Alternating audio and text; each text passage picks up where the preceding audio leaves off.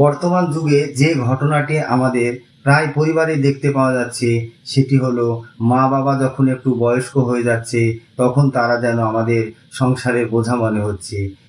এই মা বাবা আমাদের জন্য কত কি নাই করেছে দেখুন। এই মা বাবাই আমাদের 10 মাস 10 দিন গর্ভধারণ করে পৃথিবীর মুখ দেখিয়েছে। এই মা পেটের অসহ্য যন্ত্রণা মুখ বুজে সহ্য করে হাসি মুখে ঘুরে বেড়িয়েছে।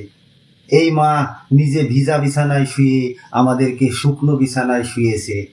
এই মা আমাদেরকে বড় করতে গিয়ে কত মানুষের অপমান মুখ বুজে সহ্য করেছে। নিজে না খেয়ে এই মা আমাদেরকে পেট পুরে খাইয়েছে। আজ এই মাকে আমরা বৃদ্ধাশ্রমে পাঠিয়ে দিচ্ছি।